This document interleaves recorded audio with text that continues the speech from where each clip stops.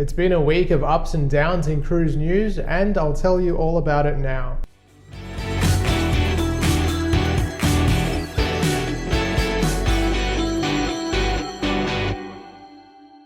I'm Adrian, the Cruise and Travel Guy, and as always, thank you for subscribing to my channel. If you haven't done so yet, please hit that subscribe button. Norwegian Cruise Line have unveiled their brand new ship, Prima. Due to set sail in 2022, the 142,000-ton ship will host 3,200 people at dual occupancy. According to NCL, she will offer wide open spaces with large staterooms and an array of infinity pools located on the side of the ship. She'll be first in the brand new class of ships for NCL, and more information about her will be released soon. Princess announced the further suspension of cruises from various ports like Seattle, Japan, Los Angeles, the Caribbean and Mediterranean. Some of these cancellations extend through to the end of the year. As usual, guests booked on cancelled voyages have the option to move to a future voyage, take a future cruise credit with an onboard credit bonus, or of course receive a full refund. There is, however, some good news on the Alaska cruise season front. As I've mentioned in previous videos, the Passenger Vessel Services Act in the US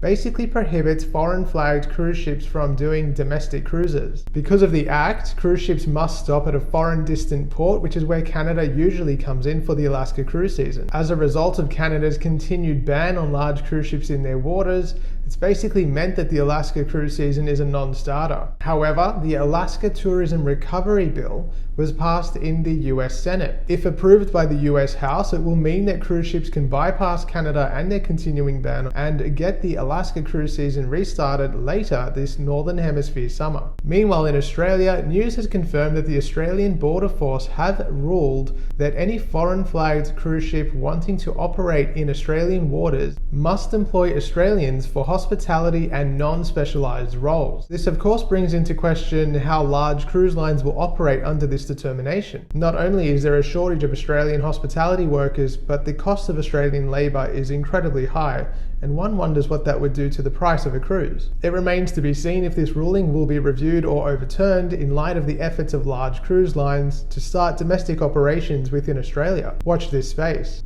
And in a final piece of good news, the ex-Pacific Dawn has avoided the scrap heap. A new cruise line has been established called Ambassador Cruise Line, and their ship of choice is the ex-Pacific Dawn. The dolphin silhouette will live on. The management team behind Ambassador are from the now defunct CMV line, which went into administration in 2020. If you haven't watched it already, you can learn more about the Pacific Dawn's origins as a Sitmar cruise ship by clicking the link above or in the description box below. And finally, Clear this week released their Ready Set Sail campaign. It makes it as easy as ever for you to make your voice heard to the people that count to get cruising back up and running in this country. I've put a link in the description box below to the website where you can submit your form if you haven't done so already. And if you want to see me do it, you can click up here or in the description box below to watch my video of it as well. As always, thank you so much for watching. If you haven't subscribed yet, please do. If you would like to, you can follow me on Facebook and Instagram at the Cruise and Travel Guy. And if you are looking to book a cruise, whether now or into the future,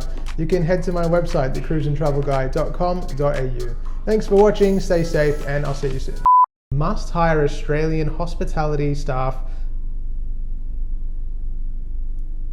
Because of the act, cruise ships must stop at a foreign distant port, which is where Alaska comes in the cruise season for a...